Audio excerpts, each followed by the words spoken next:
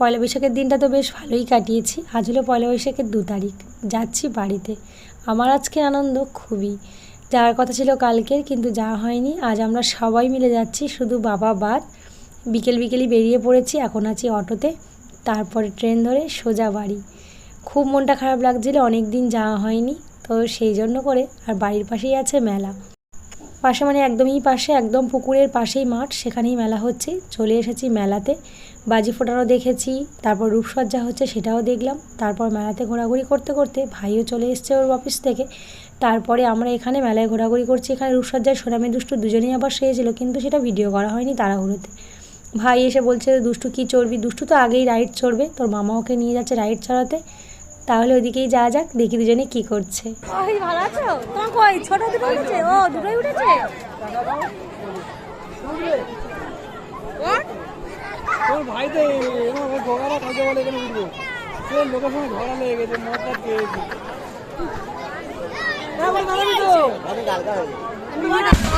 দাঁড়াবি তো, বোঝো ভাই দাঁড়াবি। বড় হয়ে গেছে, উঠলে বকবে যায়।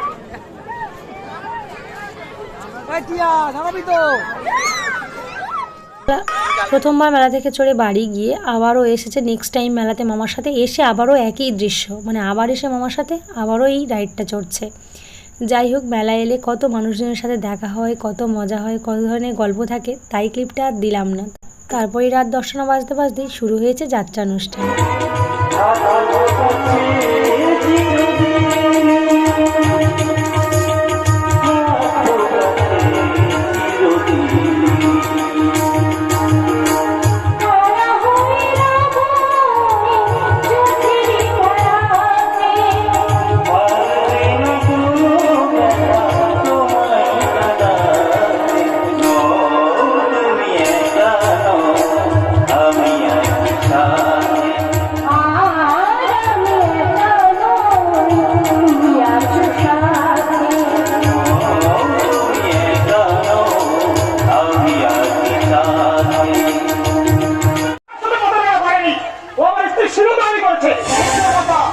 দিগন্তদার মতো ছেলে কখনো এমন কাজ করতে পারে না।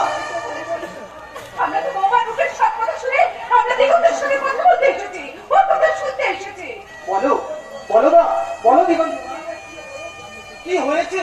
তুমি আমাদের সবকিছু খুলে বলো।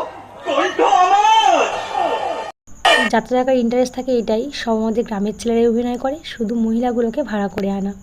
যাই হোক, কৌশিকের তো আর মার ভীষণই ভালো লেগেছে যাত্রা, ওরা তো একদম চোখ সরাতেই পারেনি। প্রথমে ভেবেছিল যে একটু দেখেই চলে আসবে, কিন্তু এতটা ভালো লেগেছে পুরোটাই দেখে নিয়েছে। নেক্সট সকালে 2টো মুরগি দেখে ঘুম ভাঙলো, একটা মুরগি আর একটা মোরগ ভাই নিয়ে চলে এসেছে। আর সুমনা সুন্দর করে ঘুগনি করেছে, ঘুগনির স্বাদ হয়েছে দারুণ। কাবলি ছোলা দিয়ে ঘুগনি বলা ভুল, ওই কাবলি ছোলা দিয়ে চানা মশলা মতো, খেতে কিন্তু খুব সুন্দর হয়েছিল।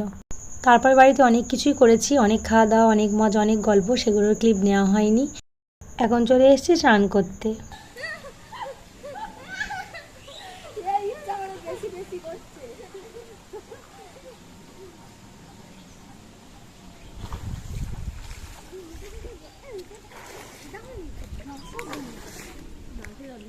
এই ওর সোনামে উঠে পড়ে পড়ে, আর না ওর ওর এই সোনামে মামার মুখে জল ঢুকবে, তুই ওরম করে আছিস, ওর কতক্ষণ থাকতে হবে দেখাচ্ছে। সব কিছুই পরিবর্তন হয়েছে আমাদের বাড়ির চারপাশের সব কিছু, কিন্তু এই পুকুরটা একই রকম রয়ে গেছে। আর সানের ঘাটটা সেই ছোটোবেলা থেকে, যখন থেকে জ্ঞান হয়ে বুঝতে শিখেছি, এই পুকুরেই না কত স্মৃতি জড়িয়ে আছে, কত সাঁতার কাটা, কত বকা খাওয়া, তারপর পুকুরে সাপ দেখলে ভয় পাওয়া, সেগুলোই আজ ভীষণভাবে মনে পড়ছিল ছোটোবেলাটা। যাই হোক, তারপর দুপুরে খাওয়া দাওয়া, গল্প, মজা করতে করতেই সময় হয়ে গেছে বাড়ি যাওয়ার। মনটা ভীষণই খারাপ হয়ে গেছে, কিন্তু মনের কষ্টটা মনে রেখে হাসি মুখে চলে আসতে হবে। একটু মন খারাপ দেখালে হবে না, তাতে মা আরও বেশি মন খারাপ করবে যে আমার মেয়েটা মন খারাপ করে বাড়ি গেছে। তাই মুখে হাসি রেখেই সবাইকে টাটা করে চলে আসবো বাড়িতে। একটা দিন থাকার ভীষণ ইচ্ছে ছিল, কিন্তু সেটা হলো না। যাই হোক, নেক্সট বার আবার আসবো, দেখা হচ্ছে।